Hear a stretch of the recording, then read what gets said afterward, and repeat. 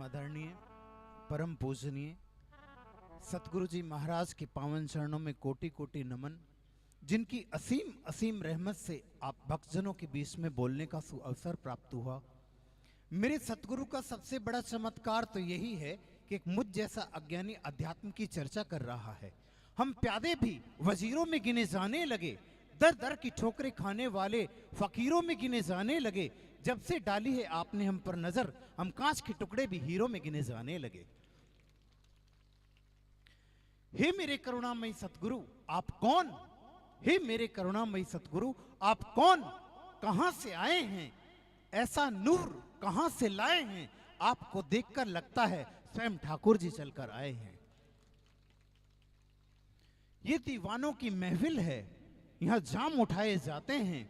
ये दीवानों की महफिल है, यहां जाम उठाए जाते हैं। हम रहते हैं उन सरकारों के साए में जहां ठोकरों में पड़े इंसान तख्तों पर बिठाए जाते हैं, तख्तों पर बिठाए जाते हैं। सुनकर जमाने की ये बातें हम अपनी अदा नहीं बदलते। सुनकर जमाने की ये बातें हम अपनी अदा नहीं बदलते। यकीन रखते हैं अपने खुदा पर, यूं बार बार खुदा नहीं बदलते। हे मेरे करुणामयी सतगुरु आपकी रहमत बरसी।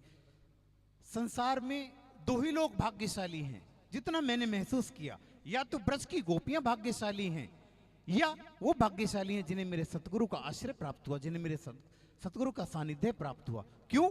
क्योंकि मेरे सतगुरु और ठाकुर जी में कोई भेद नहीं। आपको खुदा कहूं या खुदा को खुदा कहूं, दोनों की शक्ल एक है, किसको खुदा कहूं? मेरे सतगुरु आपके चमत्कारों को मैं कैसे बयां करूं? मेरे पास वो अल्फाज नहीं। सच्ची सच्ची घटना मैं आपको बतलाऊं। सिहावली धाम में एक हांसी से एक भक्त चल कर के आया गुरु जी का। बड़ी रोंगटे खड़े कर देने वाली घटना मैंने देखी अपनी आंखों से। वो चल कर के आया, उसे गाड़ी में लाया गया। डॉक्टरों ने उसे जवाब दे दिया। डॉक्टरों ने कहा कि अब इसका बचने का कोई उपाय नहीं है। वो चल के आया, मेरे सामने ही उसे गाड़ी से उतारा गया और गुरुद्वारे में गुरुजी की मूर्ति के आगे वो रोने लगा और गुरुजी से कहा कि आपकी मेरी यारी तब रहेगी जब मुझे आप ठीक कर दोगे। और ये वचन मुझे आज तक उसके याद है। और उसने कहा कि अगर गुरुजी मैं ठीक हो गया तो मैं अगले साल हांसी से साइकिल पर चल करके आऊंगा। और कहते हैं वो ठीक हुआ। मैं एक दिन सिहावली गुरुद्वारे में बैठा हुआ था तो वो बंदा हांसी से सिहावली चलकर साइकिल से आया। हे मेरे सतगुरु ये आप ही कर सकते हो, आपके अलावा और कोई नहीं कर सकता। मुझे किसी ने कहा, मेरे मित्र ने, कि सुना है जिंदगी में एक बार 4 धाम की यात्रा करनी चाहिए। मैंने कहा हाँ वो तो करनी चाहिए। तो बोले फिर कब चलना है? मैंने कहा मैं तो वो हर हफ्ते चला जाता हूं। वो थोड़ा हैरान हुआ, थोड़ा आश्चर्यचकित हुआ। उसने बोला वो कैसे? मैंने कहा जब मैं सिहावली अपने गुरुजी के माथा टेक लेता हूं, सारे धाम तो वही हैं। मेरे सतगुरु के चरणों में ही तो सारे धाम हैं। खुदा की तलाश वो करें, खुदा की तलाश वो करें जिन्हें खुदा की तलाश है। खुदा की तलाश वो करें जिन्हें खुदा की तलाश है। अपना क्या है साहब, अपना तो उठना बैठना ही खुदा के साथ है।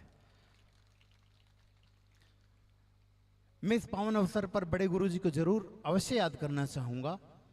एक दिन मैं अपने दादाजी से पूछ रहा था। मैंने कहा दादाजी कोई बड़े गुरुजी की कोई बात बतलाइए। जब मैंने उनसे बड़े गुरुजी की कोई बात की तो उनकी आंखें आंसुओं से भर जाती थी और वो बड़े भावुक हो जाते थे और बड़े नाज से कहा करते थे कि हमने ईश्वर के साथ अपनी जिंदगी गुजारी है। मैंने कहा कोई ऐसी कोई याद हमें भी सुनाइए, हमें भी आनंदित कीजिए।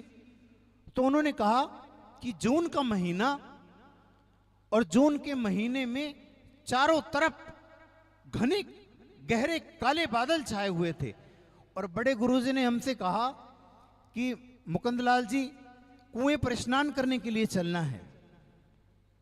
तो मैंने पूछा दादाजी फिर?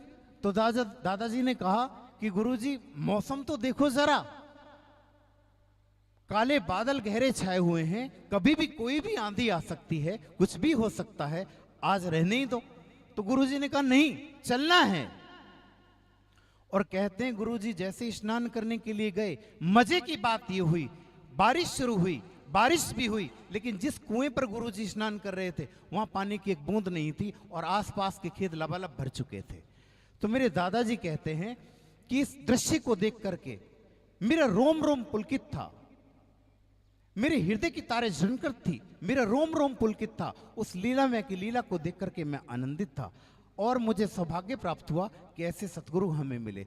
खुदा की तलाश वो करें जिन्हें खुदा की तलाश है। अपना क्या है साहब, अपना तो उठना बैठना ही खुदा के साथ है। तो है मेरे सतगुरु, बस आप इसी तरह हम पर अपनी रहमत बरसाए रखें। बस जितने भी जन्म लूं, बस आपका सानिध्य मिले और मुझे कुछ भी नहीं चाहिए।